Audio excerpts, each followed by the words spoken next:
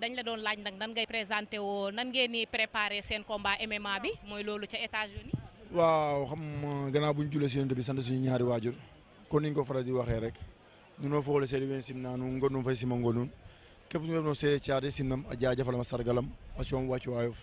waaw di jaajëfal ñëpp di sant fans yëpp di sant supporters yëpp waaw di préparé suñu combat